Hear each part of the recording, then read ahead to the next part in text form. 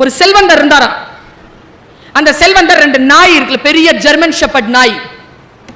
அந்த நாயோட நடந்து போயிட்டு இருக்கிறார் வாக்கிங். அப்போ ஒரு திருடன் அவரை பார்த்தான். கிட்ட வந்து சொன்னான், சார் நாய் ஜெர்மன் ஷெப்பர்டா சார்? பாயுது. திருடனை பார்த்துட்டு பாயுது. சார் சரியா புடி சார், பாயுது. என்னப்பா, இந்த வாரத்தில் உங்கள் வீட்டில் திருட போகிறேன் சார். போயிட்டான். இவர் ரொம்ப காப்பந்தெல்லாம் அந்த நாயை கழட்டி விட்டுருந்தாரு, கட்டி போடலை. ரெடியும் அனுப்புறாருங்க அந்த வாய்ஸில்.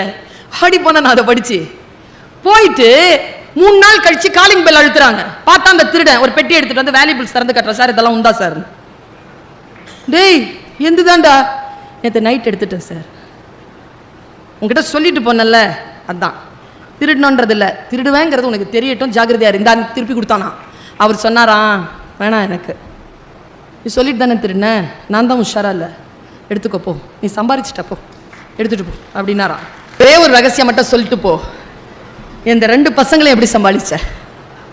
இவனுங்க வெளில தானே சுத்திட்டு இருக்கானுங்க, மயக்க மருந்து எதுவும் நீ கொடுக்கல, இவனுங்க நல்லா தான் இருக்கிறானுங்க, ஆரோக்கியமா இருக்கிறான், எப்படிடா சமாளிச்ச சொல்லிட்டு போடா.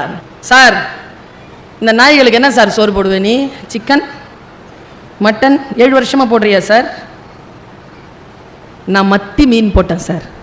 சொல்ற சாப்பிட்டுருச்சா? சாப்பிட்டுருச்சு சார், இதோ வாலாட்டுது பாரு, இப்போ நம்ம கிட்ட பேசிட்டு இருக்க, அந்த கடிக்க வருதா பாரு. சரி போடா.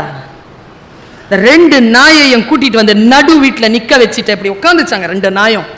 2 நாய்க்கு காலில் அப்படியே சாஷ்டாங்கமா விழுந்தாராங்க.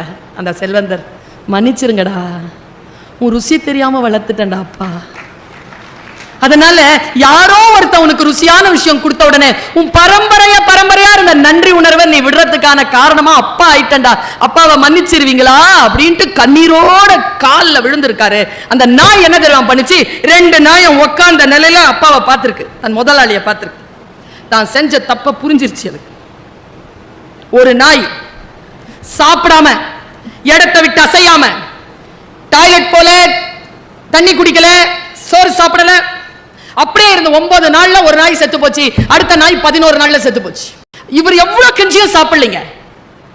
உயிர்கள் வார்த்தைகளால் பாதிக்கப்படுகின்றன என்பதனை மட்டும் புரிந்து கொள்வோம். கடுமையான வார்த்தைகளை தவிர்ப்போம்.